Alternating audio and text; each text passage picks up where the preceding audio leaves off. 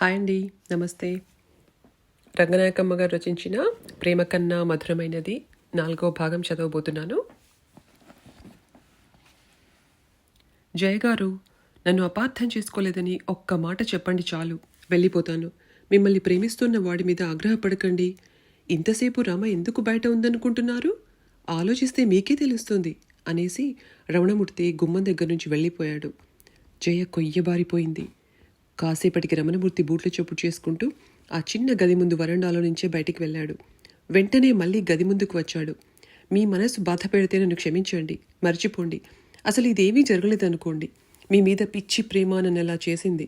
మర్చిపోండి ఈ పిచ్చివాణ్ణి అనేసి మళ్ళీ బూట్ల చొప్పు చేసుకుంటూ వెళ్ళిపోయాడు. రోడ్డు మీద రిక్షా ఆగడము కదలడము వినిపించింది.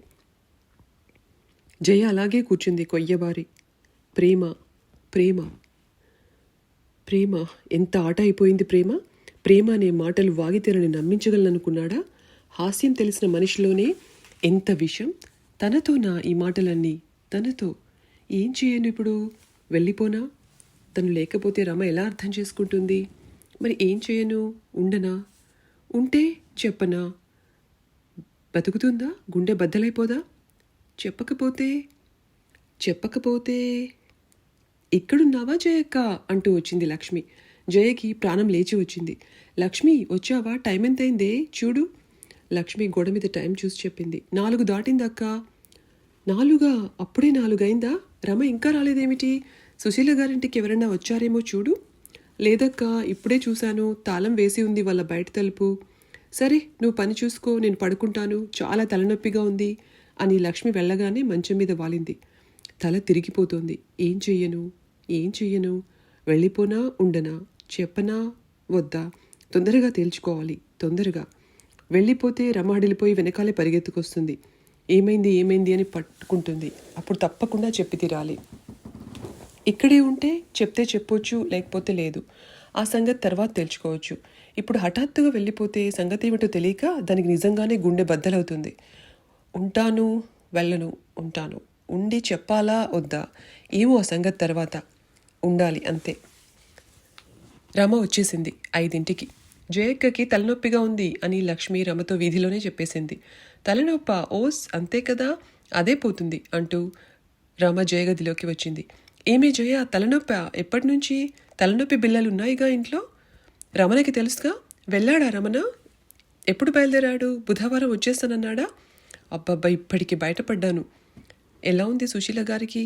ఇప్పుడు పూర్తిగా బాగుంది. 4 రోజుల దాకా ఉండాలన్నారు. అంత తొందరగా వెళ్ళడం చాలా మంచిదైందంట. వెళ్ళగానే 4 ఇంజెక్షన్లు చేశారు, గ్లూకోజ్ పెట్టారు, ఏవేవో టెస్టులు చేశారు.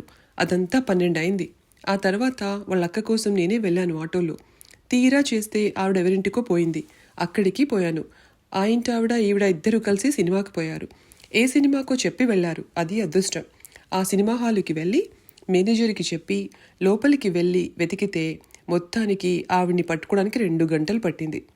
ఆవిడతో మళ్ళీ వాళ్ళ ఇంటికి వెళ్ళి బట్టలవి తీసుకుని ఆసుపత్రికి వచ్చి మా అమ్మగారికి హోటల్ నుంచి అన్నం తెచ్చిపెట్టి మళ్ళీ డాక్టర్ని పిలుచుకొచ్చి చూశాక రేపు వస్తానని చెప్పి బయటపడ్డాను. ఎందుకైనా మంచిదని డబ్బులు తీసుకువెళ్ళాను కాబట్టి సరిపోయింది. నా ప్రాణాలన్నీ ఇక్కడే ఉన్నాయి. రమణ కోసం బట్టలు సర్దలేదు. కానీ జయ, చాలా ప్రమాదం తప్పిందట. ఇంకా ఆలస్యమైతే పిల్లలకు ఏదో అయ్యేదట.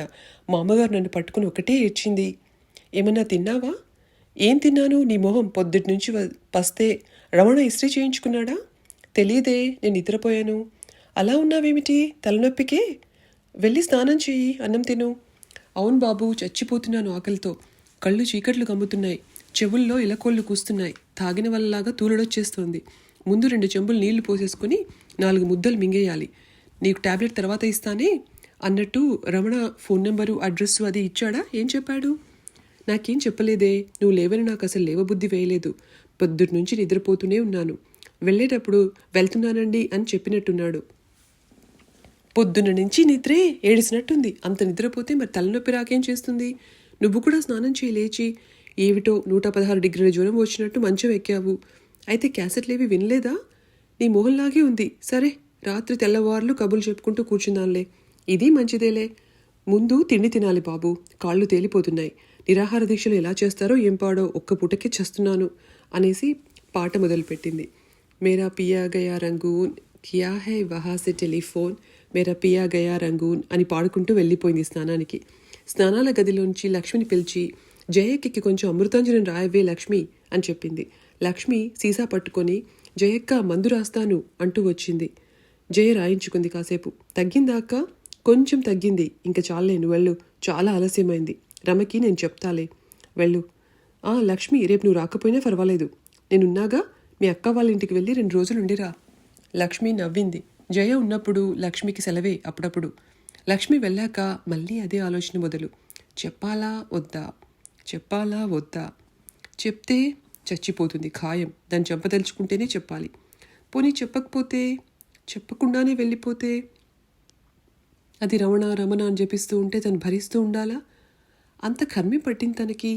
మరి ఎలాగా? చెప్పేస్తే రమ ఎలాగా? తల బద్దలైపోతుంది. రమ స్నానాల గదిలోంచి బయటపడింది కునిరాగాలతో. వంటింట్లోకి పోయి పళ్ళెంలో అన్నం పెట్టుకుని, కన్ను మూసింది లేదు, నిన్ను మరిచింది లేదు, నీ తోడు ఓ ప్రియతమా, కన్ను మూసింది లేదు అని పాడుకుంటూ పళ్ళెంతో వచ్చి జయ పక్కలో కూర్చుంది మంచం మీద. ఇప్పుడు చెప్పు, రమణ ఎన్ని గంటలకి బయలుదేరాడు? ఆసుపత్రికి వస్తాడనుకున్నాను. నేను అక్కడ లేననుకో. ఎప్పుడు బయలుదేరాడో టైం తెలియదు నాకు. ఇంకా తగ్గలేదా? నీకు టాబ్లెట్ ఇవ్వలేదు కదూ, ఉండు అని రమ అన్నం పళ్ళెం కుర్చీలో పెట్టి గబగబా లోపలికి వెళ్ళి టాబ్లెట్ తెచ్చింది. మధ్యాహ్నం ఏం తాగావు? మెలకువే రాలేదు. ఏడిసినట్టుంది నీ నిద్ర. నువ్వును పాలు తినా కాఫీయా? నీ ఇష్టం, ముందు నువ్వు తిను. తింటాలే, నువ్వు తాగుతూ ఉంటే నేను తింటాను అని మళ్ళీ కునిరాగంతో బయలుదేరి వంటింట్లో పాలు కాచి ఓ యాలక్కాయ కూడా చితక్కొట్టి పడేసి గ్లాస్ పట్టుకొని, బ్రతుకంతా ప్రతి నిమిషం పాటలాగా సాగాలి, ప్రతి నిమిషం పాటలాగా, ప్రియా ప్రియా పాటలాగా అని రాగాలు తీస్తూ జయకి గ్లాసు ఇచ్చింది. రమ్మ వైపు చూడకుండానే జయ మాత్ర వేసుకుని పాలు తాగేసి, నన్ను పలకరించక కాసేపు అని గొడవైపు తిరిగి పడుకుంది. ఓయబ్బో, తలనొప్పికేనా ఇంత బడాయి అని జయని ఏడిపించే మాట అన్నానని సంతోషిస్తూ జయని పలకరించకుండా అన్నం తింటూ కూర్చుంది రమ. అప్పుడప్పుడు జయవైపు చూస్తూ, పాపం దీనికి నిజంగానే తలనొప్పి బాగా ఉన్నట్టుంది, లేకపోతే ప్రియా ప్రియా అని తను పాడుతుంటే, వస్తున్నా వస్తున్నా అని ఎవడన్నా రాగలడు జాగ్రత్త అనో ఏదో అనకుండా ఉండదు. పోనీలే, కాసేపు పడుకుంటే అదే తగ్గుతుంది, టాబ్లెట్ మింగిందిగా అని జయని మళ్ళీ మళ్ళీ చూసింది రమ. బొట్టు మానేశానని జయ రాసినప్పటి నుంచి జయని ఏడిపించే కొత్త ఆట గురించి ఆలోచిస్తుంది రమ. తన ప్లాను గుర్తొచ్చి రమ మొహం నిండా నవ్వు పాకింది. జయకి నిద్రపోతున్నప్పుడు నెమ్మదిగా బొట్టు పెట్టేయాలి, ఏమీ ఎరగనట్టు ఊరుకోవాలి. తర్వాత ఏం జరుగుతుంది? జయ లేస్తుంది, మాట్లాడుతూ తిరుగుతూ ఉంటుంది. తనకేమో నవ్వు ఆగదు. ఎలాగైనా ఆపుకోవాలి, నవ్వకూడదు. అయినా దాగదు కదా నవ్వు మొహం. ఎందుకు నవ్వుతున్నావు అంటుంది జయ. ఏం నవ్వకూడదా? నవ్వడం నేరమా దోషమా అంటుంది తను. ఆ రెండూ కాదు, అంతకన్నా పెద్దదే. నిష్కారణంగా నవ్వితే అది పిచ్చి, ఆ పని పిచ్చివాళ్ళే చేస్తారు అని వాదన చేస్తుంది జయ. నిష్కారణంగా నవ్వుతున్నానని ఎందుకు అనుకుంటున్నావు అనాలి తను. అయితే ఆ కారణం ఏమిటో చెప్పు, నేను నవ్వుతాను అంటుంది జయ. అప్పుడు లక్ష్మి రంగంలోకి దిగాలి. అది కూడా నవ్వడం మొదలు పెడుతుంది. జయకి ఒళ్ళు మండిపోతుంది. ఏం పుట్టిందర్రా మీకు, అలా ఇకిలిస్తున్నారు అంటుంది. తర్వాత ఏమో మరి, ఎలాగ తెలుస్తుందో జయకి తన మొహాన్ని బొట్టు ఉందని. అప్పుడు అద్దం తెచ్చి ఇస్తే తెలిసినప్పుడు దానికి నిజంగా కోపం వచ్చేస్తుంది. కొన్నిసార్లు ఎంత సీరియస్గా అయిపోతుందో, వెంటనే దాని కాళ్ళ మీద పడిపోవాలి. సరదాకేనే అని బతిమిలాడి చెంపలేసుకోవాలి. నా విషయాలంటే నీకు తమాషాగా ఉందా అంటుంది. బుద్ధి లేదు, 28 ఏళ్ళు వచ్చి చిన్నపిల్లలాగా ఆటలాడుతున్నావు అంటుంది. అంతటితో సరిపెడుతుందో? ఈసారి ఇంకా ఏమైనా తిడుతుందో?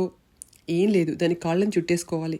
సరదాకేనే జయ, ఒట్టు, నీ పద్ధతులంటే నాకేం చులకన కాదే, నా మాటలు నమ్ము. ఇంకా నమ్మకపోతే నన్ను ఉరి తీసేయి, మెదలకుండా నించుంటాను, నీ చేతుల్లోనే చచ్చిపోతాను అనాలి. అంతే, అది శాంతపడిపోతుంది. ఏడ్సావులే, పో అవతలికి అంటుంది. లేకపోతే పళ్ళు రాలగొడతానని కూడా అంటుంది. కోపంగానే నవ్వి క్షమించేస్తుంది. ఉరి తీయాలట, ఉరి, నోరు తెరిస్తే అన్నీ పాడు మాటలే అంటుంది. రమ నవ్వుకుంటూ అన్నం పళ్ళెం అవతల పడేసి వచ్చి జయవైపు చూస్తే జయ నిద్రపోతున్నట్టే కనపడింది. బొట్టు పెట్టేనా అనుకుంది ఒక క్షణం.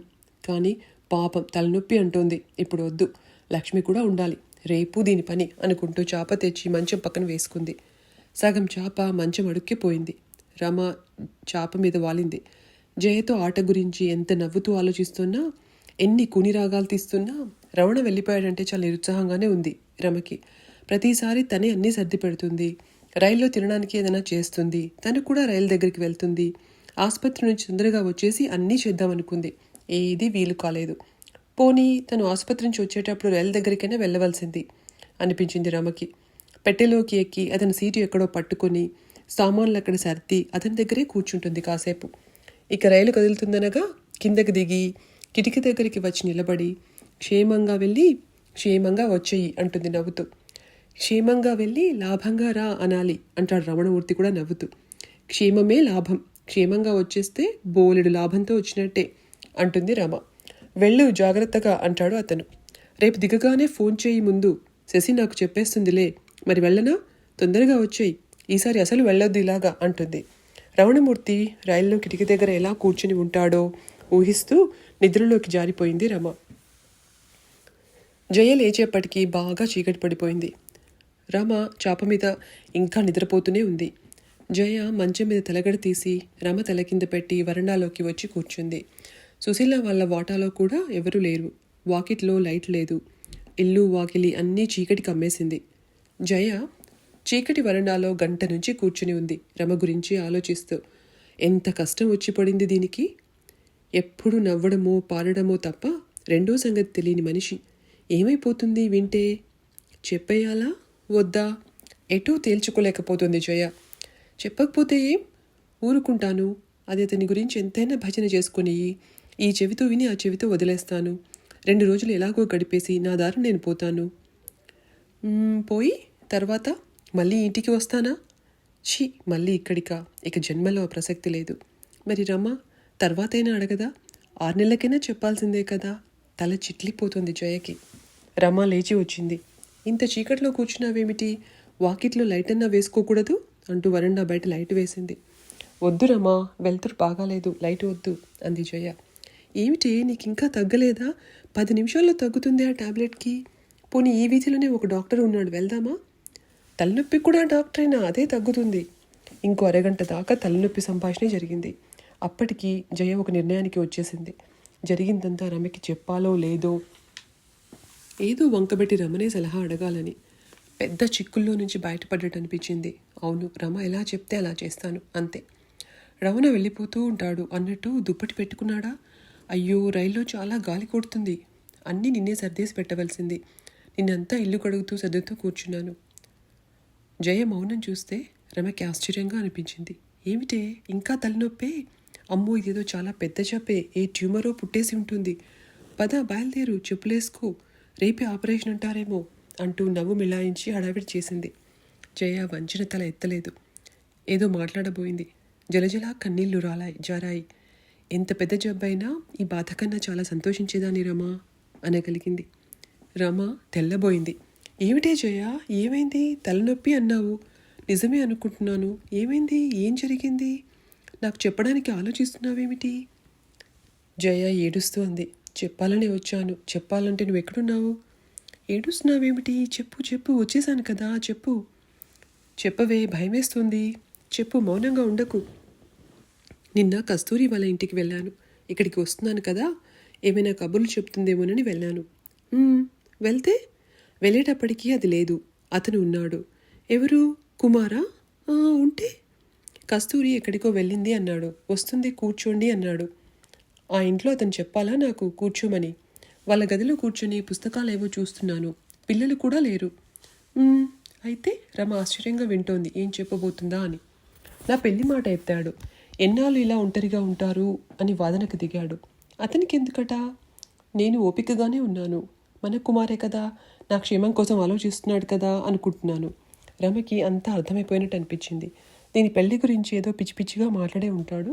ఎవళ్ళు పడితే వాళ్ళు సలహాలు ఇస్తే దీనికి మహా ఒళ్ళుమంట, చాలా కష్టం వేసేలాగా అతి చనువుతో ఏదో అని ఉంటాడు అనుకుంటూ, ఏమన్నాడేమిటి, సంబంధం తనే కుదురుస్తానన్నాడా అంది విసుగ్గా. వినురమ్మా, చెప్పేది విను. పేపర్ తిరిగేస్తూ కూర్చున్నానా, వచ్చిన పక్కనే నన్ను ఆనుకుంటూ సోఫాలో కూర్చున్నాడు. అని నోరు తెరిచింది రమ. కల్పించి చెప్పడం జయకి చాలా కష్టంగానే ఉంది. పైగా కుమార్ మీద చెప్పాలంటే చాలా ఘోరంగానే ఉంది. కానీ మరి ఏం చేయాలో ఏం చేయకూడదో రమ అభిప్రాయం తెలుసుకోవాలంటే ఇంకెలాగా? అయోమయంగా ఉంది. హఠాత్తుగా భుజాల చేతులు వేశాడే రమ అని జయ ఆ విషయం తొందరగా తేల్చేసింది. రమ ఉలిక్కిపడి ఎవరు కుమారే అని నిర్ఘాంతపోయింది. అతని గబగబా మాట్లాడుతున్నాడు. కస్తూరి వచ్చేలోగా తన ఉద్దేశం చెప్పేయాలన్నట్టు నోటికొచ్చినట్టు అనేస్తున్నాడు. ఏమన్నాడో తెలుసా? మీ స్నేహితురాలికి మీరంటే ఎంతో ఇష్టం. మీకోసం తన భర్తని కూడా ఇచ్చేయగలదు. మనం ఎలా ఉన్నా తను అడ్డు చెప్పదు. మన ముగ్గురం ఒకే కుటుంబంగా ఉండకూడదా? మీ ఇంటికి రానా నేను అన్నాడే. మాటలు ఆపేసి జయ వలవలా ఏడవటం మొదలుపెట్టింది. రామ కొయ్యబారిపోయింది. కుమారా అలా అన్నాడా? కుమారా అతని నేను వెళ్ళిపోవాలని లేచాను. నా ప్రేమని అర్థం చేసుకోండి. ఎప్పుడు మీ గురించి ఆలోచిస్తాను. మనం ఎలా ఉన్నా కస్తూరి తప్పు పట్టదు. ఆలోచించండి అన్నాడు మళ్ళీ. రమకి నోటి మాట రావడం లేదు. నిప్పులు కురుస్తున్నట్టు చూసింది. ఆ వాగుడంతా ఎలా వాగనిచ్చావు? చెంప పగలగొట్టలేదా అంది. నేను అసలు తెలివిలో ఉన్నానా? ఇంత దగ్గరతనం లేని మనిషి అయితే అదే చేసేదాన్నేమో. స్వంత కుటుంబంలో మనిషి లాంటి వ్యక్తి అలా మాట్లాడేస్తుంటే అది అర్థం చేసుకోవడానికి ఎంతోసేపు పట్టింది. పూర్తిగా మతే పోయింది నాకు. చీప్ హో అవతలికి అనో ఏదో అని గబగబా వచ్చేశాను ఇంటికి. రమ నమ్మలేనట్టుగా నాకే మతిపోతోంది. ఇక నీ పరిస్థితి ఎలా అయిందో అని ఆలోచనలో మునిగింది. అప్పటి నుంచి ఒకటే ఆలోచన, కస్తూరికి చెప్పాలా వద్దా అని. నువ్వుండగా కస్తూరి రానేలేదా? లేదు, అది రాకపోవడమే మంచిదైంది. కొంచెం ఆలోచించడానికి సమయం దొరికింది. ఇద్దరూ చలనం లేనట్టు కూర్చున్నారు. రమ మధ్య కుమార్ అలా చేశాడా అని నిర్ఘాంతపోతోంది. ఏం చేయాలో అర్థం కావడం లేదు రమా. కస్తూరికి చెప్పకుండా ఊరుకుంటాననుకో. ఆ ఇంటికైతే ఇక వెళ్ళను కదా. మరి కస్తూరి అడిగితే ఏం చెప్పాలి? చిచి, ఇంకేం వెళ్తావు ఆ కొంపకి? అదే వెళ్ళను కదా. మహా అయితే వారం 10 రోజుల దాకా ఏదో కారణం చెప్తాను. ఎన్నాళ్ళు చెప్తాను? కస్తూరి ఊరుకుంటుందా? అడగదా? రోజు వాళ్ళ ఇంటి వైపు నుంచే వెళ్తాను. నేను స్కూల్కి, అది ఆఫీస్కి కలిసే పోతాం. చాలాసార్లు కలిసే వస్తాం. మరి వాళ్ళ ఇంటికి వెళ్ళకపోతే ఏం చెప్తాను? ఎన్నాళ్ళు చెప్తాను? 10 రోజుల తర్వాత అయినా అసలు సంగతి బయట పెట్టాలి. ఇక దాచి ఏం ప్రయోజనం? అలా అని ఇప్పుడే చెప్పేస్తాననుకో, అది అసలు బతుకుతుందా? గుండె బద్దలైపోదా? ఏ నూతికో గోతికో పరిగెత్తితే నేను దాన్ని కాపలా కాస్తానా? ఏం చేయాలో తోచడం లేదు. తల బద్దలైపోతుంది. పొద్దున్నే నాకెందుకు చెప్పలేదు? నువ్వెక్కడున్నావే చెప్పడానికి? నేను ఆటో దిగితే నువ్వు ఆటో ఎక్కావు. ఎప్పుడు చెప్పను? మతిపోయిందా? మతి పూర్తిగా పోతుంది. మరి ఏం చేద్దాం? చెప్పు, ఏం చేద్దాం? అదే ఆలోచించాలి. మాటలు లేవు చాలాసేపు. కుమార్ ఇలా చేయడం ఏమిటి అంటూనే ఉంది రమ మధ్య. ఇలాగైతే ఇంకెవరిని నమ్మగలం జయ అని మళ్ళీ నిర్ఘాంతపోతోంది. జయ కాసేపటికి చెప్పకుండా మానేద్దాం అనిపిస్తోంది అంది. రమ తల అడ్డంగా తిప్పింది. చెప్పకపోతే ఎలాగా? దానికి నిజం తెలియకుండా పోదా? నా మొగుడు ఇంత గొప్పవాడు అంత గొప్పవాడు అనేది భ్రమల్లో తేలుతూ ఉండదా? తేలని దాని భ్రమలు చెదరగొట్టి ఏం సాధిస్తాం? దానికి పిచ్చెక్కించడమో చావుకి తరమడమో తప్ప. రమ మాట్లాడలేదు. కాసేపటికి సంకోచిస్తూ, జయ తెలిస్తే అది నిజంగానే ఆత్మహత్య లాంటిదేమన్నా చేసుకుంటుందంటావా అంది కొంచెం కంఠం తగ్గించి, కస్తూరికి వినపడకూడదన్నట్టు. ఏమో, అదే కదా భయం. అంత తొందరపడే మనిషి కాదు. కానీ ఏమో, మా ఆయనో అని పడి చచ్చే రకం మనిషి. ఏ క్షణంలో ఏం చేస్తుందో. మళ్ళీ మౌనం ఇద్దరు. నోరు తెరిచి ఏం మాట్లాడాలన్నా భయంగా ఉంది ఇద్దరికి. రమ ఏం నిర్ణయిస్తే అదే చేయదలుచుకుంది జయ. రమ కొంచెం ఆలోచనలోంచి బయటపడి, ఇలాంటివి జరిగినప్పుడల్లా ఆడవాళ్ళు ఆత్మహత్యలు చేసేసుకుంటే ఈ పాటికి 190 మంది ఆడవాళ్ళు ఇలాగే చచ్చి ఉందరు. భూమి మీద ఆడ జనాభా ఏనాడో అంతమై ఉండేది. అదేమి జరగదు. ఆత్మహత్యలు అంత తేరగా ఏం లేవు అంది తల అడ్డంగా తిప్పుతూ. అలా అనకు. అందరి సంగతి కాదు, కస్తూరి సంగతి కదా ఇక్కడ. ఇలాంటి సందర్భం వస్తే కస్తూరి ఏం చేస్తుందో ఆలోచించాలి. కానీ అందరూ ఏం చేస్తారో మనకెందుకు? కస్తూరి అయినా నువ్వు అది అంత పని చేయదు. 2 పిల్లలు, వాళ్ళనేం చేస్తుంది? కుమార్కి అంత పాడుబుద్ధి ఎలా పుట్టింది? ఎంత ఆశ్చర్యంగా ఉందో. ఎన్నిసార్లు అనుకుంటాను చెప్పు, పుట్టింది అలాగా. ఎప్పటి నుంచి ఉన్నాడో ఈ ఆలోచనతో. ఏమో, ఎప్పుడు కనపడలేదు అలాగా. కస్తూరి చాలా మంచిది, చాలా అమాయకం. దాన్ని ఇంత మోసం చేయడం చాలా ఘోరం. ఏ భార్య అయినా కస్తూరి లాంటిదే కదా రమా? అవుననుకో, కానీ కస్తూరి ఎంత మంచిదో మనకి బాగా తెలుసు. దాన్ని ఇలా చేయకూడదు. నువ్వెన్ని చెప్పు.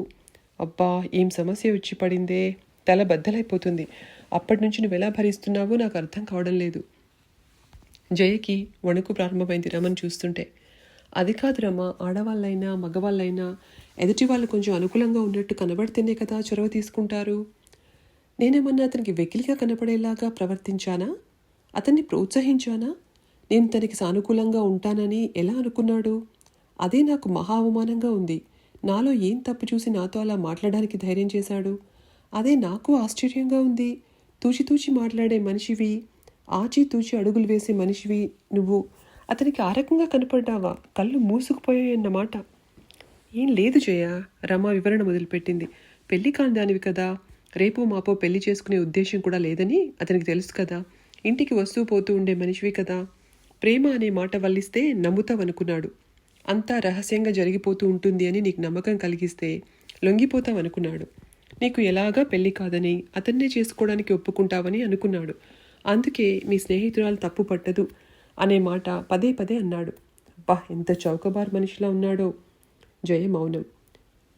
నువ్వు కొంచెం సుముఖంగా ఉంటే ఇక తర్వాత నుంచి భార్య కళ్ళుగప్పి నాటకం ఆడదామనుకున్నాడు. ఎంత ఘోరమే జయ. ఓవైపు తనని నమ్మి బ్రతికే భార్యని దగా చేయడం, ఇంకోవైపు నమ్మి ఇంటికి వస్తూ పోతున్న మనిషిని దగా చేయడం. ఇలాంటి పని ఇంకెవరైనా చేశారంటే ఇంత ఆశ్చర్యం ఉండదు. కానీ కుమార్ చేశాడంటే నమ్మలేనట్టుగా ఉంది.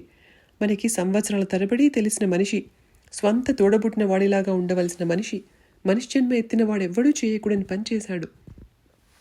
అంత మంచి చెట్టులు గ్రహించలేని విషయమా జయ ఇది? జంతువులకు కూడా అర్థమవుతుంది. ఒక మనిషి ఇంత మంచి చెడులు అర్థం చేసుకోలేకపోతే ఇక ఆ మనిషి తన జీవితంలో ఒక్క అడుగైనా సవ్యంగా వేయగలడా? అర్థం లేదు. తప్పులు చేయడానికి కూడా ఎంతో కొంత అర్థం ఉండాలి. కస్తూరి అతన్ని వదిలేస్తుందా, చస్తుందా, ఉంటుందా అదంతా తర్వాత సంగతి. తర్వాత ఏదో ఒకటి అవుతుంది. అసలు ఈ ద్రోహం దానికి తెలిస్తే ఆ క్షణంలో అది ఏమైపోతుంది? తర్వాత ఏదో ఒకటి చేయడానికి అది అసలు ఎక్కడ ఉంటుంది? నిజం తెలిస్తే కస్తూరి ఏమైపోతుంది జయ? రమ మాటలు వింటోన్న కొద్దీ జయకి గుండెలు అవసిపోతున్నాయి. రమ రమ ఏమైపోతావే అని కాళ్ళు చేతులు వణికిపోతున్నాయి. రమ మళ్ళీ మళ్ళీ ఆశ్చర్యపోతూ అంది. ముక్కు మొహం తెలియని మగాడు, ముక్కు మొహం తెలియని ఆడదాన్ని ఏదన్నా వెకిలి మాట అన్నాడంటే దాని సంగతి వేరు. ఇదేమిటి ఇక్కడ స్వంత తోడబుట్టిన లాంటి దాన్ని పట్టుకొని నీ ఇంటికి రానా అని అడుగుతాడా? మనిషేనా? అసలు ఎలా మనసొప్పింది అతనికి? ఎన్నిసార్లు అనుకుంటాను చెప్పు? జన్మంతా అనుకుంటామే, ఇదేమన్నా ఒక్కసారి అనుకుని మర్చిపోయే సంగతా అని కోపంగా విసుక్కుంది రమ. జయ ఊరుకుంది. పోనీ నువ్వు వచ్చేస్తుంటే బుద్ధి లేక వాగాననో తప్పైందనో ఏమన్నా అన్నాడా అంది రమ మళ్ళీ. ఏమో, నాకేం గుర్తులేదు ఆ మాటలు. అన్నంత మాత్రాన బుద్ధి వచ్చినట్ట? నాటకమే కానీ. అది కాదు, ఆ మాత్రమేనా సిగ్గుపడ్డాడా అని. అది కాదే జయ, నువ్వు కస్తూరికి చెప్తావని కూడా ఆలోచించలేదా? చెప్పనని ధీమా. దాని సంసారం పాడైపోతుందని ఆలోచిస్తాను కదా. పోనీ చెప్తే భయపడిపోతున్నాడా భార్యకి? ఉనికిపోతున్నాడా భార్యకి? వనకడం కాదు, తన మోసం బయటపడిపోతే భార్య మొహం ఎలా చూస్తాడు? ఆ భయం ఉండదా? శుభ్రంగా చూస్తాడు. అది కాదు ప్రశ్న. ఈ భార్యే ఆ భర్త మొహం ఎలా చూస్తుంది అను. ఇంకేం చూస్తుంది? దాని మొహం ఏడిసినట్టే ఉంటుంది. ఇంకా ఆ సంసారం తెలియకపోతే ఏమో కానీ తెలిసాక ఇంకేం చూస్తుంది? ఎంతమంది లేరు అలాగా అంది జయ. రమకి గుర్తుకు వచ్చి గడియారం వైపు చూస్తే రాత్రి 10 దాటింది. ఎగిరిపడింది రమ. 10 అయిపోయిందేమిటే? అన్నాలు తిన్నావా? అయ్యో, అసలు అన్నం వండుకున్నామా? ఇప్పుడేమన్నావు? ఏం తింటావు? నాకు ఆకలి లేదు. నువ్వు సాయంత్రమే తిన్నావు కదా, కూర్చో వెళ్ళకు అంటూ జయ రమ చేయి పట్టుకుంది. ఇంకా నయం, ఎప్పుడో పొద్దున్న తిన్నావు. ఎంతసేపు? అరగంటలో అయిపోతుంది. బియ్యం పడేసి వచ్చేస్తాను అంటూ రమ జయ చెయ్యి వదిలించుకుని వంటింట్లోకి పరిగెత్తింది. కుమార్ మీద ఇంత దురభిప్రాయం కలిగిస్తున్నానేమిటి? ఏ పాపము ఎరగనివాడు. అసలు సంగతి దీనికి చెప్పలేకపోతే, చెప్పకుండానే ఆగిపోతే కుమార్ మీద చెడ్డ అభిప్రాయం దీనికి ఎప్పటికీ ఉండిపోదు. కుమార్ ఏ తప్పు చేయలేదని దీనికి ఎప్పటికీ చెప్పలేను కదా. ఇదేమిటి ఇలా మొదలుపెట్టాను అనుకుంటూ వణికిపోయింది జయ. రమ బియ్యం కడిగి స్టవ్ మీద పడేసి 4 నిమిషాల్లో వచ్చేసింది. జయకి దుఃఖం ఆగడం లేదు. సమస్య ఇంకా చిక్కుముళ్ళు పడిపోతున్నట్టుగా అనిపిస్తోంది. ఈ మనిషికి ఎలా చెప్పడం? ఏమైపోతుంది ఇది? రమ వస్తూనే, జయ, కస్తూర్ నిజంగానే ఏమైనా అఘాయిత్యం చేసుకుంటుందంటావా? ఆలోచిస్తుంటే నాకు భయమేస్తోంది. 2 పిల్లలు, తొందరపడుతుందా అంది. జయ గబగబా కళ్ళు తుడుచుకుంటూ, చెప్పొద్దనిపిస్తోంది. ఏం జరిగితే అది జరుగుతుంది అంది.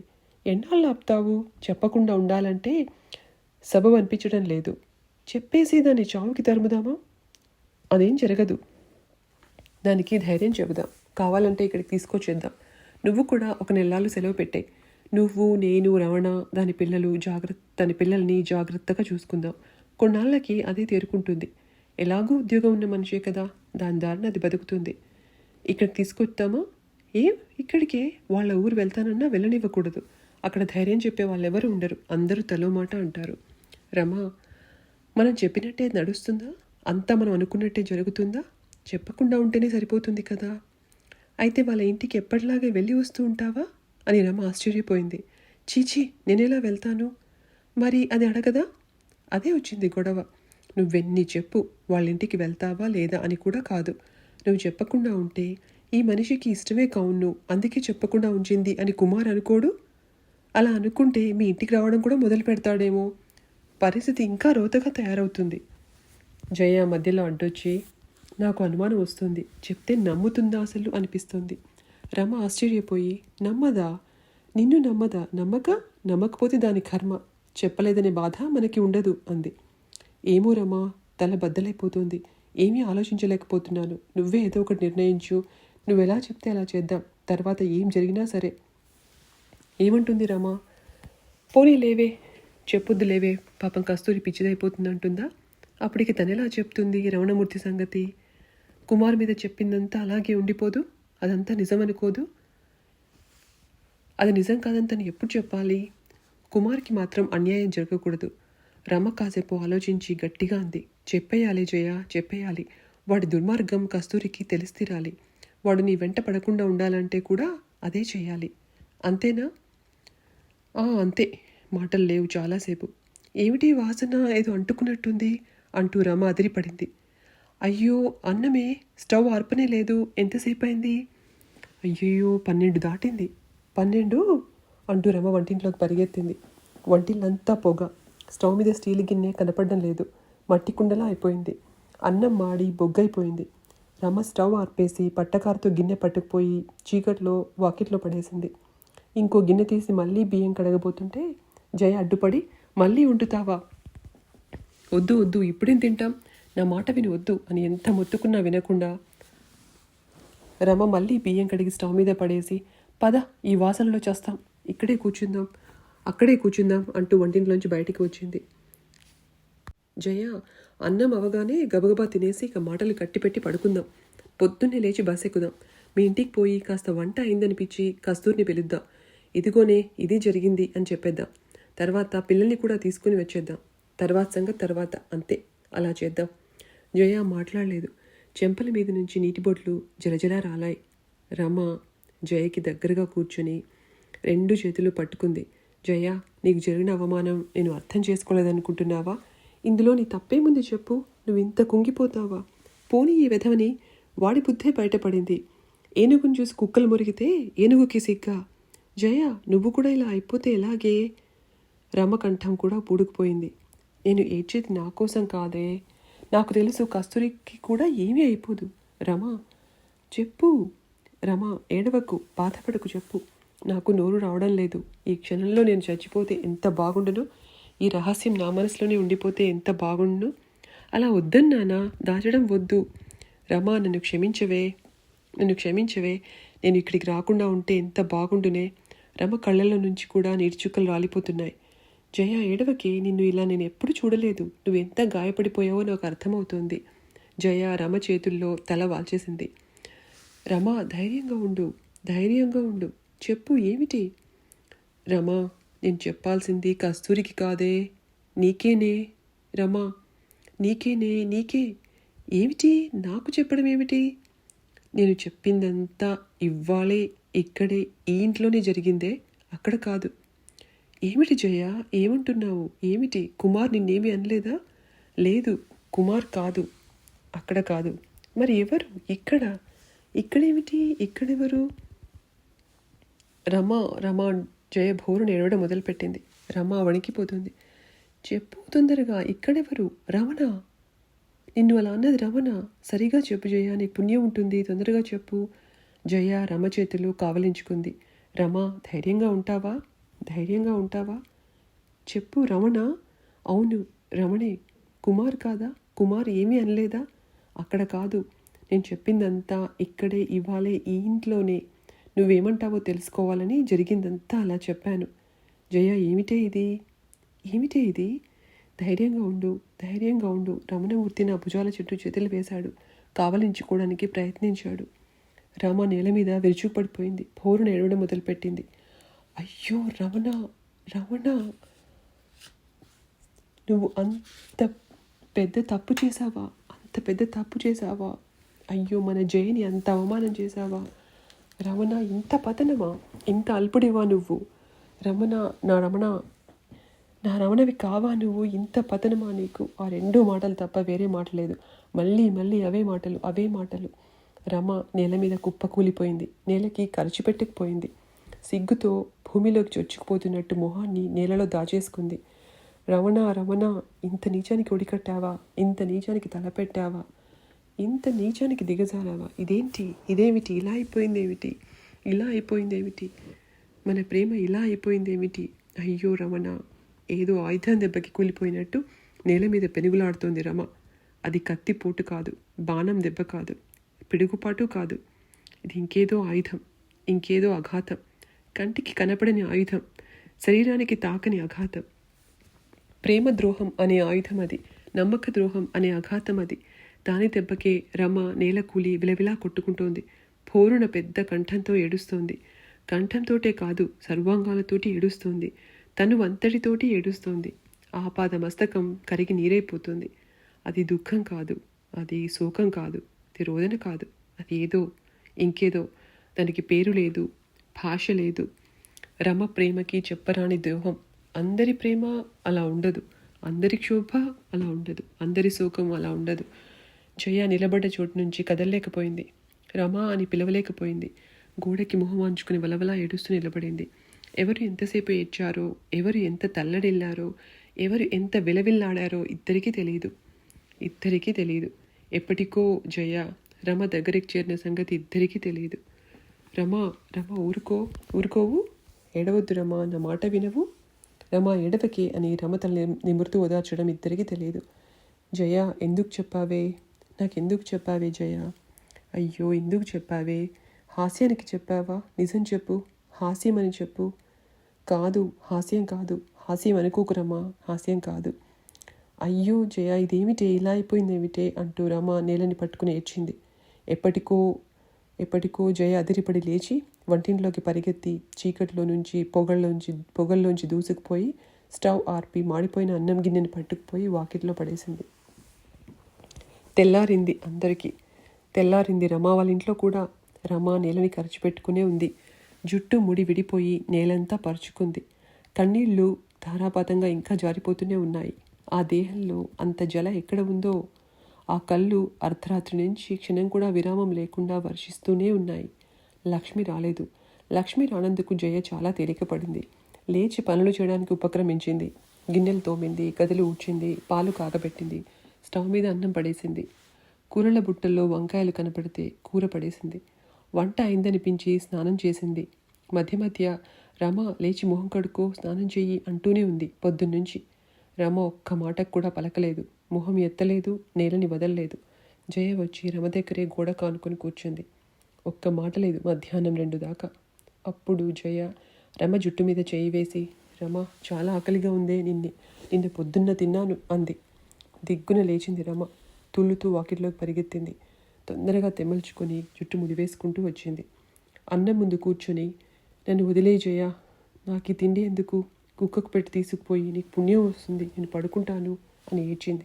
సరే పద, ఇద్దరం పడుకుందాం అని జయ గిన్నెలన్నీ సర్దేయబోయింది. రమ జలజల కన్నీళ్లు కారుస్తూనే ముద్దలు మింగింది. అన్నాలు ముగిశాక ఇద్దరు నేల మీదే గొడల్ని కలుచుకొని పడుకున్నారు. ఒక్క మాట లేదు. ఇంటి మొత్తంలో ఎక్కడా చిన్న మెత్తు శబ్దం లేదు, గడియారం చప్పుడు తప్ప.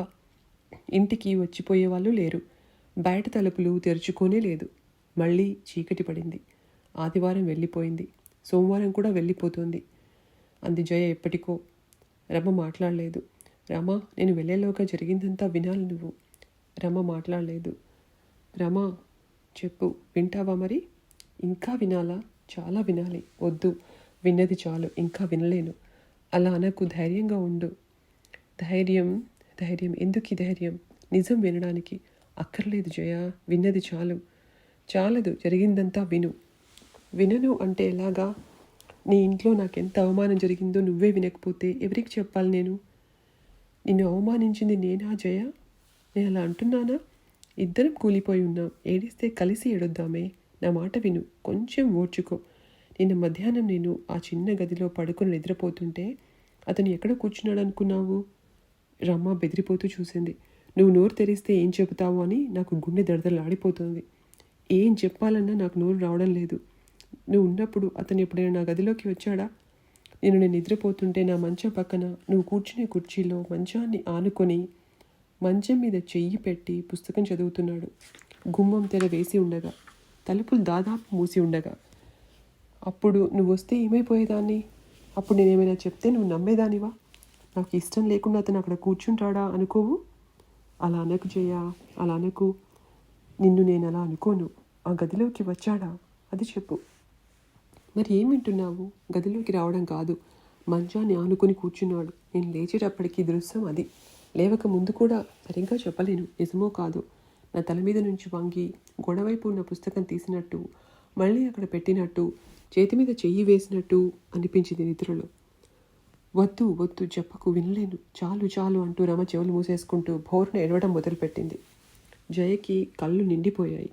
ఏడవకి రమ, ఏడవకి, పేగులు చుట్టుకుపోయేలాగా ఏడుస్తున్నావు. నిన్ను చూస్తుంటే నా కడుపు తరుక్కుపోతుందే. ఏం చేయను నీకోసం? నిన్ను ఏడిపించడానికే వచ్చినట్టున్నాను. ఏడవకే రమా. జయ, ఏడుపు కాక నాకు ఇంకేముంది? అంతా తల్లకిందులైపోయింది.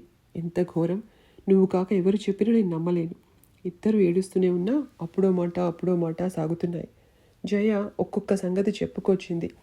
చాందిని పాట అడిగితే ఏమన్నాడో చెప్పింది. బొట్టు లేకపోతే తన మొహం ఎంత కళగా ఉందన్నాడో చెప్పింది. సూట్ కేస్ సర్దుతుంటే ఏమన్నాడో చెప్పింది.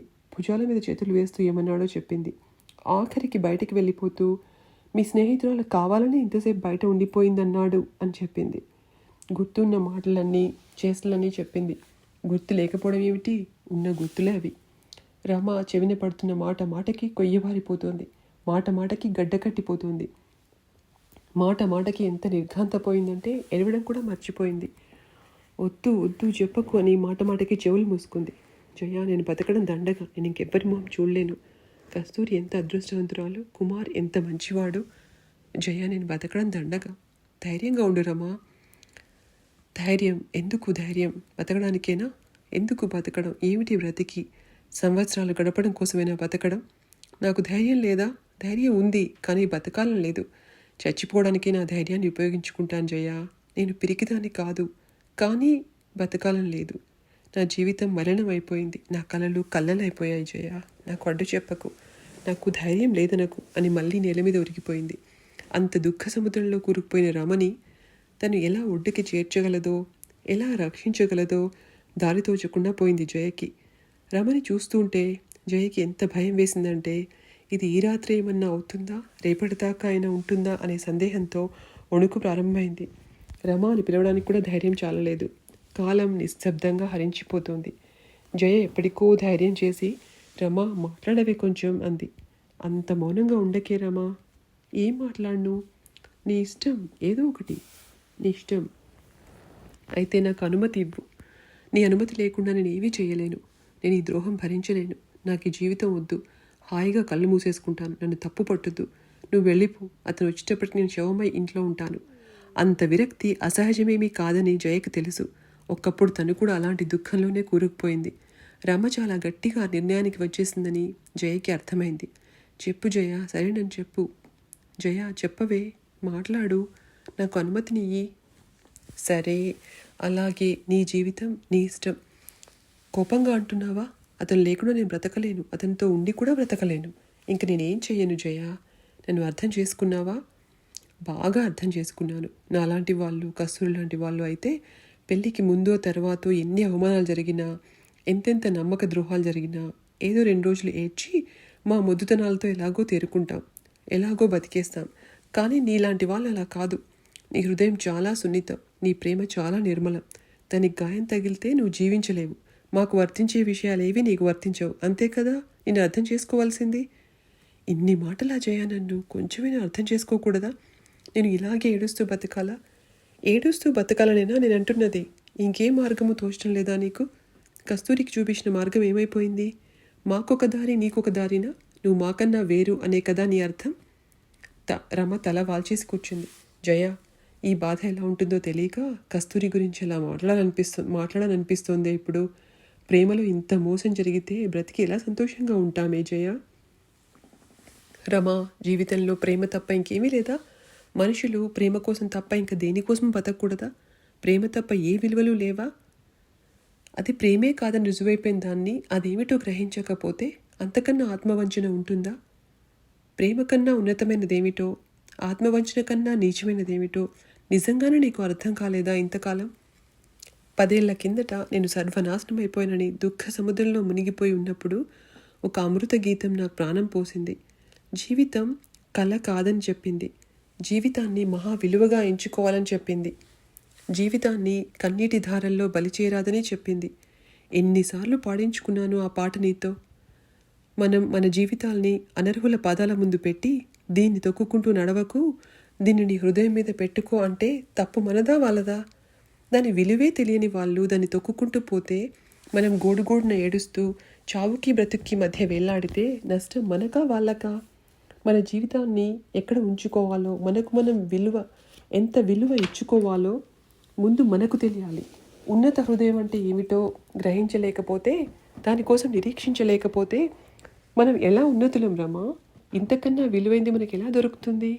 మనల్ని మనమే చిన్నపరుచుకొని ఏడ్చి ఏడ్చి పేగులు తెగిపోయేలాగా ఏడ్చి, కరిగి నీరైపోయేలాగా ఏడ్చి సముద్రంలో కొట్టుకుపోదామా? ఆ రోజు ఆ అమృత వాక్కులు నా చెవిన పడ్డాక, అవి నాకు జ్ఞానం ప్రసాదించాక, నా కళ్ళు తెరుచుకున్నాక ఆ పూటే నేను తేరుకున్నాను. నేను జీవించాలి, నా కోసమే నేను జీవించాలి, పరోపకారం కోసం జీవించాలి అనుకున్నాను. అదంతా నీకు చెప్పలేదా నీకు? ఆ హృదయం లేని మనిషిని, ఆ సంస్కారహీనుణ్ణి నా హృదయంలోంచి తీసివేశాను. తప్పుడు కారణాలతో ప్రేమ మారడం ఎంత తప్పో, సరైన కారణాలతో ప్రేమ మారకపోవడం కూడా అంత తప్పే కదా. ఒక గీతం నన్ను అంత సేద తీర్చిన తర్వాత నాకు సాహిత్యమన్నా సంగీతమన్నా ఎంతో గౌరవం కలిగింది. ప్రపంచంలో ప్రేమేగాక ఎంత దుఃఖం ఉంది. ఔర్ భీ దుఃఖ్ హై జమానే మే మొహబ్బత్ కే సివా అని ఎన్నిసార్లు పాడావు? ఆ సాహిత్యం నుంచి ఏం నేర్చుకున్నావు? అదంతా ఉత్త కాలక్షేపమేనా? హృదయానికి పట్టించుకునేది ఏమీ లేదా? కాదు రమా, సంగీతాలు సాహిత్యాలు కాలక్షేపాలకు కాదు.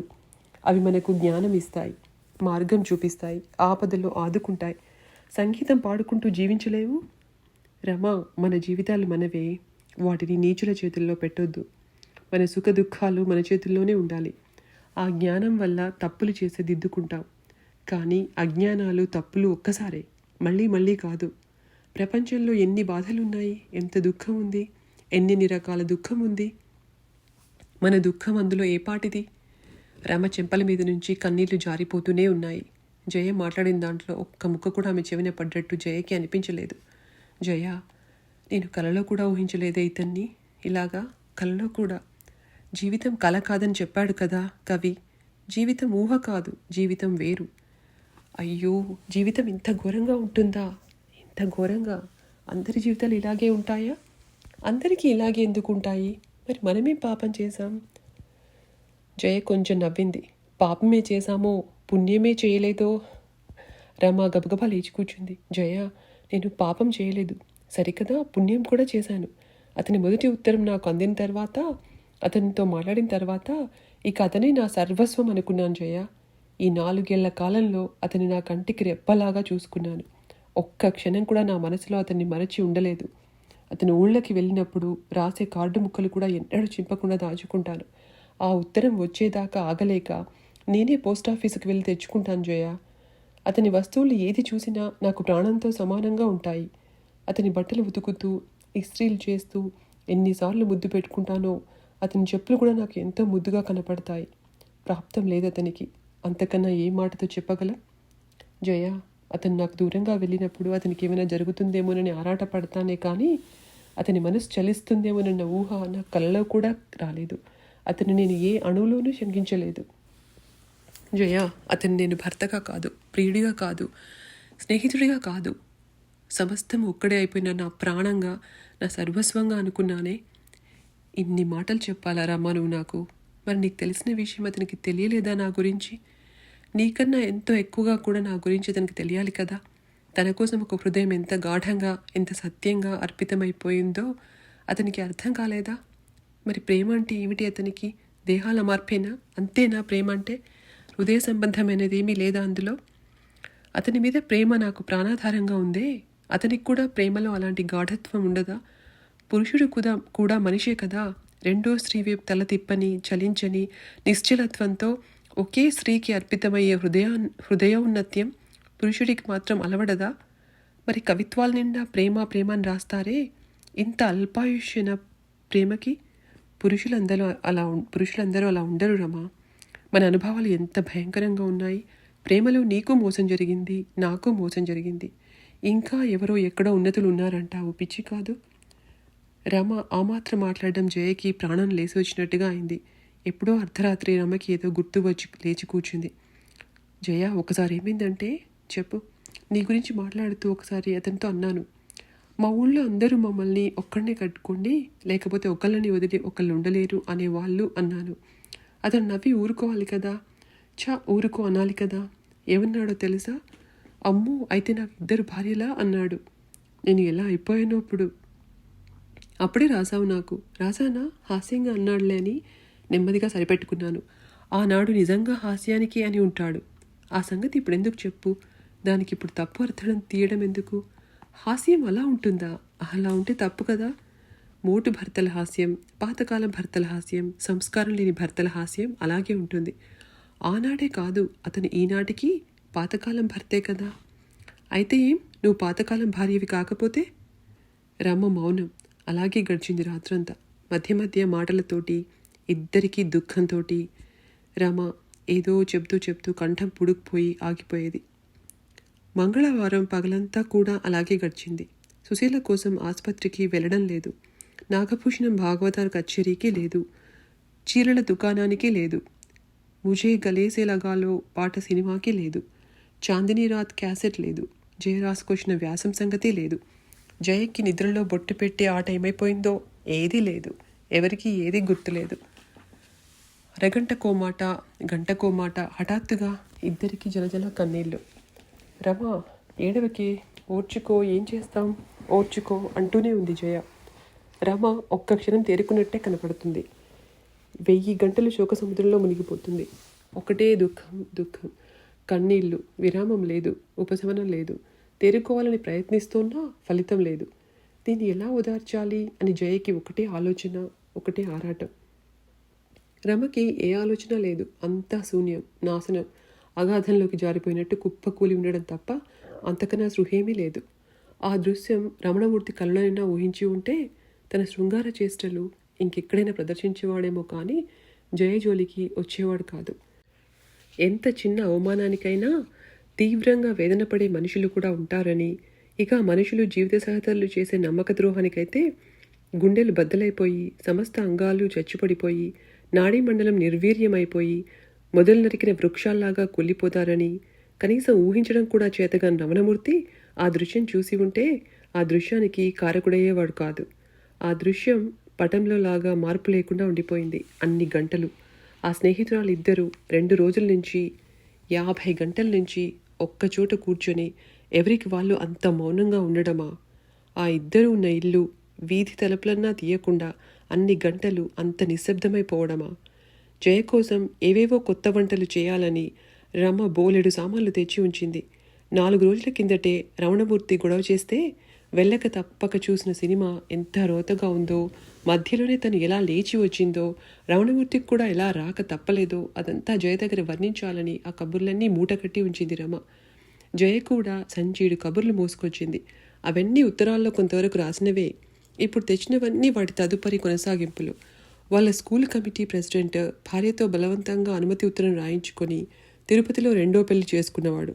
ఇప్పుడు మొదటి భార్య పోగానే ఆమె మీద ప్రేమ ఒలకబోస్తూ ఆమె పేర ఏటా 2000 రూపాయల బహుమతి తన స్కూల్లో స్త్రీరత్నాలకే ఇస్తానని ప్రకటిస్తే దానికోసం ఆ ప్రెసిడెంట్ గురించి అన్నీ తెలిసిన ఉపాధ్యాయులంతా ఆ భర్త ప్రేమని ఎలా పొగుడుతున్నారో, స్త్రీరత్నాలైపోదామని ఎలా తహతహలాడుతున్నారో, ఈ ఏడాది స్త్రీరత్నమైన స్త్రీ ఎవరో అదంతా రమకి చెప్పి నవ్వించాలని ఆ ఉదంతమంతా జయ బానంత మూట కట్టుకుని తెచ్చింది.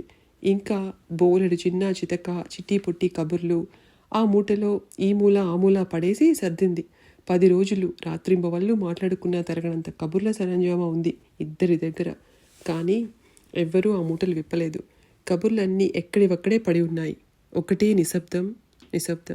మాటలు జరుగుతున్నా నిశ్శబ్దమే. ఒక్క క్షణం కూడా మౌనంగా ఉండలేని స్నేహితుల మధ్య పూటల తరబడి చెదరని మౌనం. రమా, అప్పుడు అలా అన్నావే, సంసారాన్ని ఒక్క నిమిషంలో తన్ని పారేస్తానన్నావే అనలేదు జయ. అది ఊహ, ఇది వాస్తవం. అది హాస్యం, ఇది శోకం. రమా, ఏ అఘాయిత్యము చేసుకునని మాట ఇయ్యి అని అడగదలుచుకోలేదు జయ. మనుషుల్ని వాగ్దానాలతో కట్టిపడేయడంలో విలువ ఏముంది? జీవించి ఉండాలనిపించవలసి వచ్చిన జీవితేచ్ఛ ఇవ్వలేని శక్తి వాగ్దానం ఇస్తుందా? ఏ బలవంతానికో లొంగి ఇష్టం లేకుండానే వాగ్దానం చేసే బ్రతికే మనిషి బ్రతికిన జీవోత్సవమే కదా. మంగళవారం సాయంత్రం బాగా చీకటి పడింది.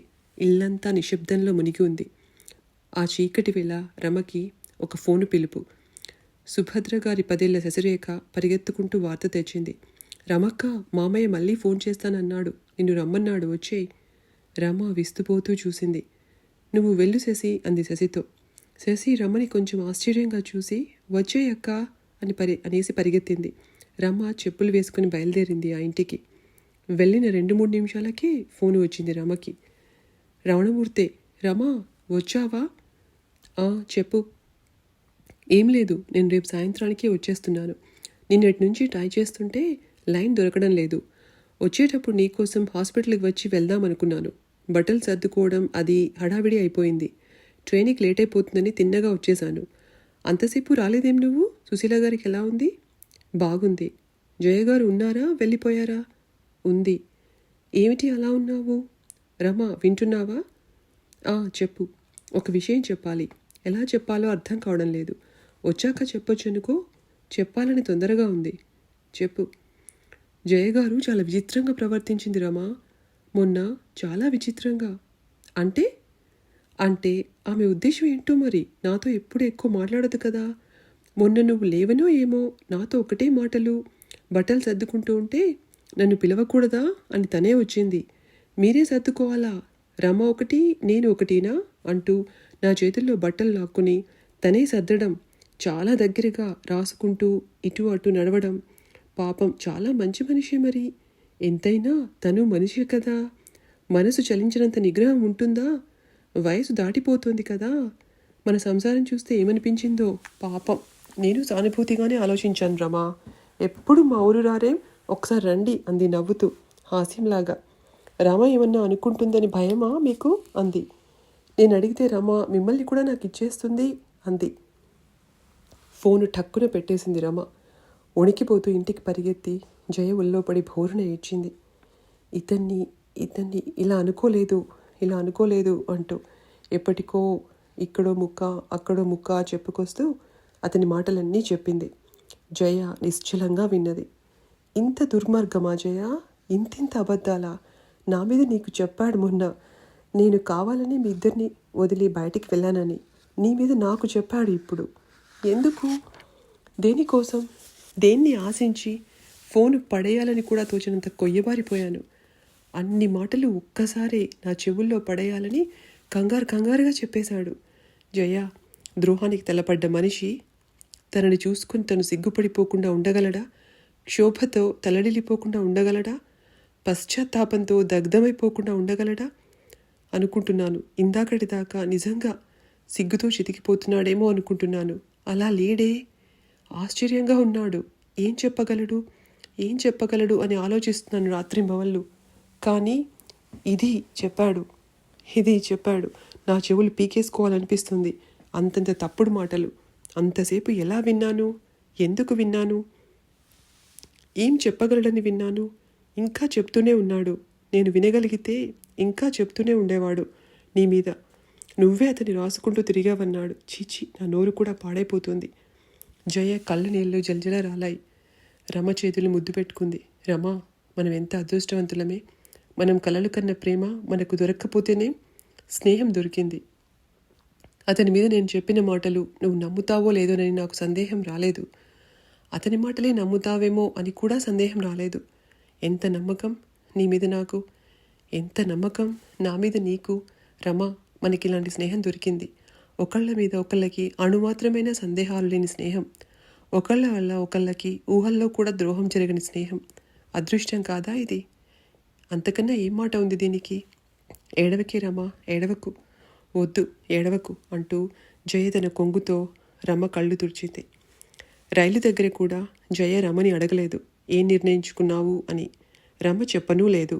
రైలు ఎక్కే హడావిడిలో రమ ముడి ఊడి జడ వెళ్లాడడం చూడగానే జయ కంగారుగా, రమ పెట్టి నా చేతికిచ్చి నువ్వు ముడేసుకో, గట్టిగా ముడేసుకో అంటూ పెట్టి తను లాక్కుంది.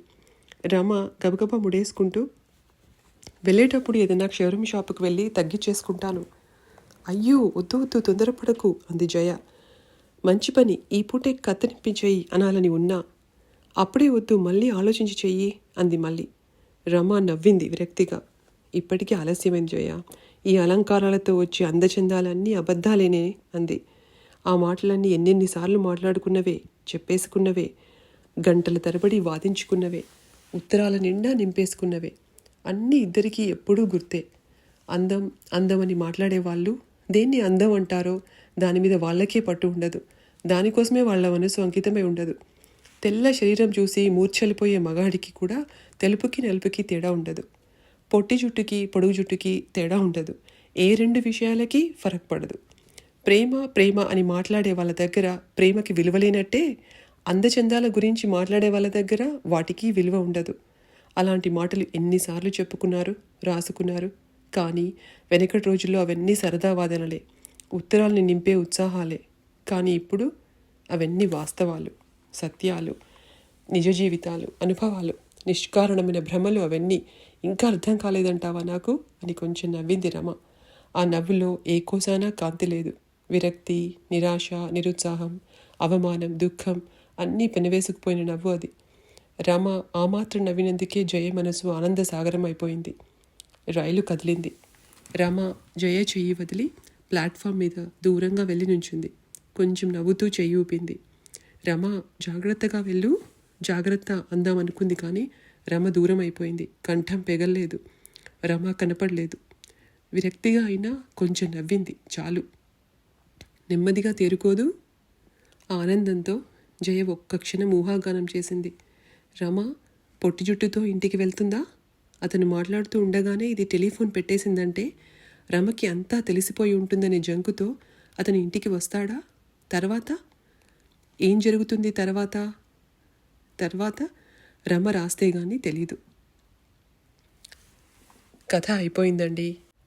ముగింపుని రచయిత్రి పాఠకులకే వదిలేశారండి. ఈ నవలికలోని మంచి విషయాన్ని మరొక్కసారి చదివి ఆపేస్తానండి. ప్రేమ కన్నా మధురమైన సంగతి ఒకటి ఉంది ప్రపంచంలో. అది ఆత్మగౌరవం.